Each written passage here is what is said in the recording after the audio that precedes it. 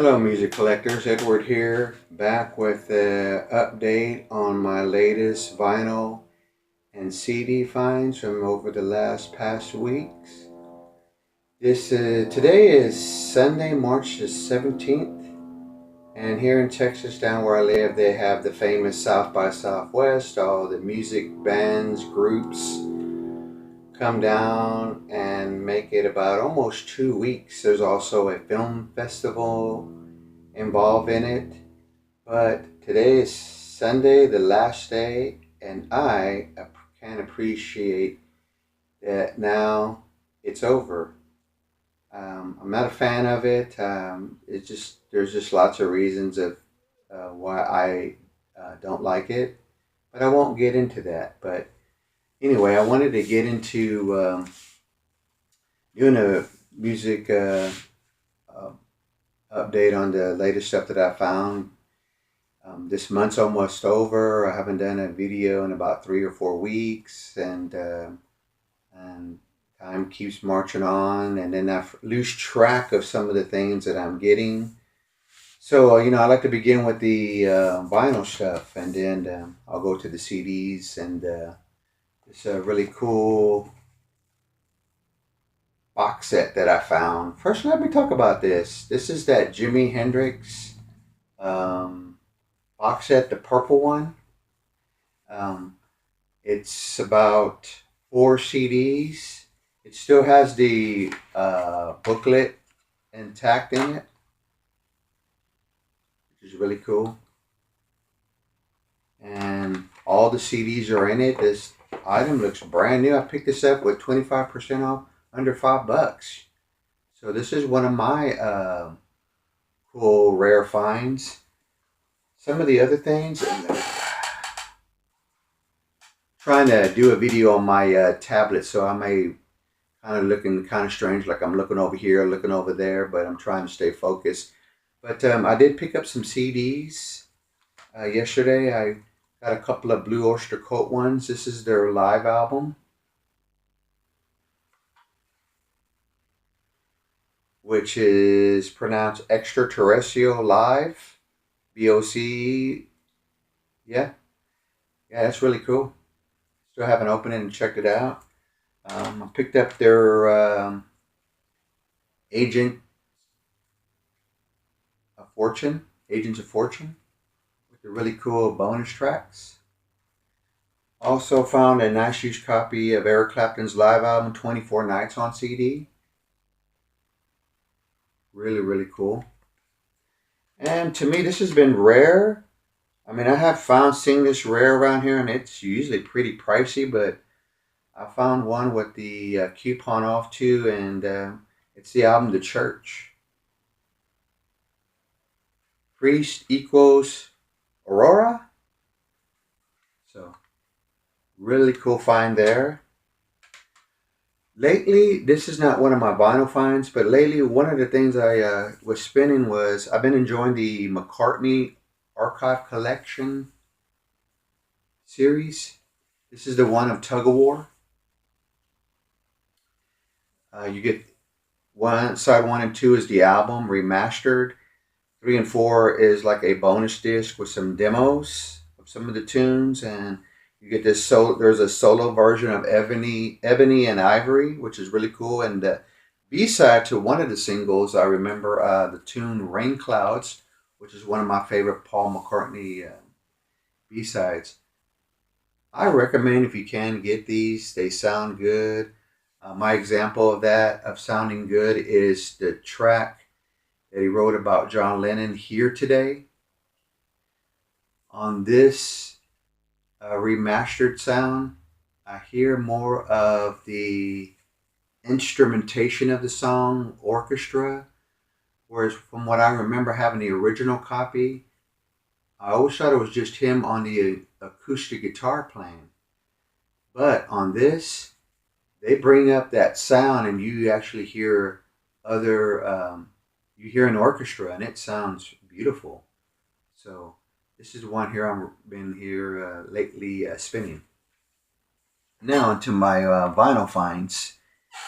I also found a Glenn Campbell album. It's the 20 Golden Greats for a buck.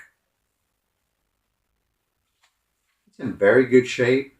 And it's pretty much all the Glenn Campbell that I'd like to have.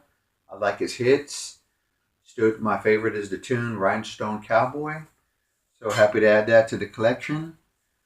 I've also picked up the Kinks Low Budget LP, which is one of my favorite Kinks albums. I love all the guitar work on this album.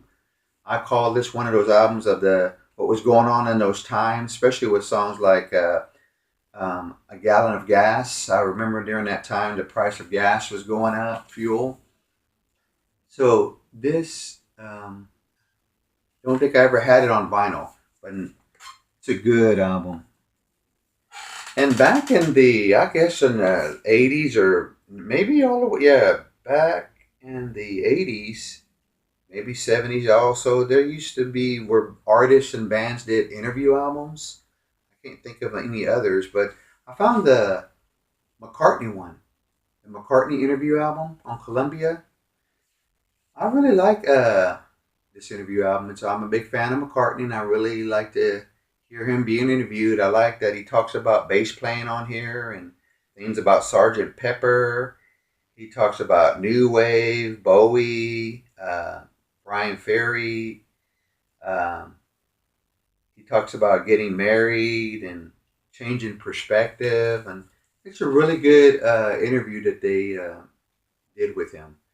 But not too many artists do that anymore, where they're interview albums. I don't know how well they sell or why they pick a specific interview they did with the artist, but I've always enjoyed that one. Now I do have a few other vinyl finds. Like I picked up the Steels Young Band Long May You Run LP, which is a really good record in my opinion.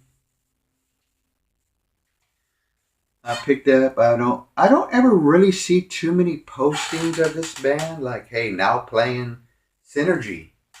But I like this electronic music that they do. This band Synergy. I believe this is like a greatest hits or anthology type thing. It's a double record. I haven't looked and examined the LPs, but it's on Passport Records.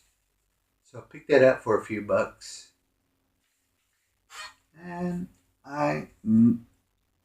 never seen them. Excuse me. I've never seen the film or heard the music. So this is a blind buy, but I know the artist. It's music from the film by Peter Gabriel. Birdie. Like I said, I've never seen the movie or I've never heard the music, so I'm in for, I'm sure, a really good treat to hearing this, and I look forward to it.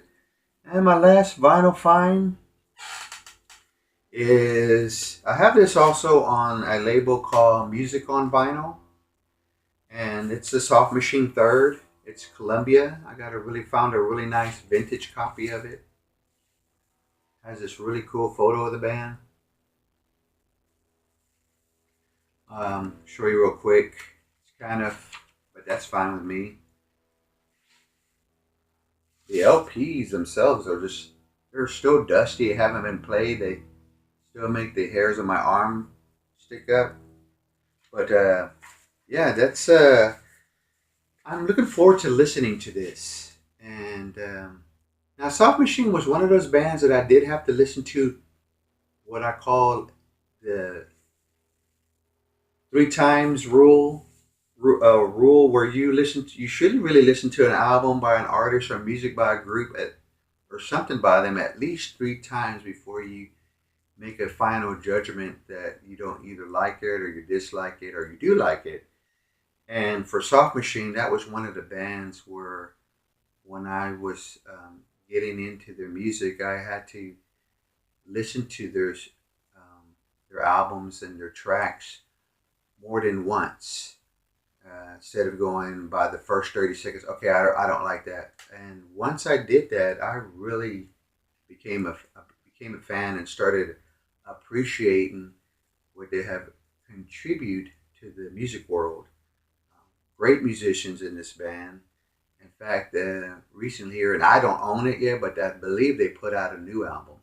So, third, I would say that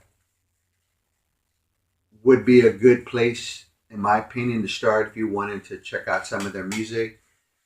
Their first two albums, those are the ones where, any of them, you might want to listen to them at least more than twice if you are wanting to go down the Soft Machine road.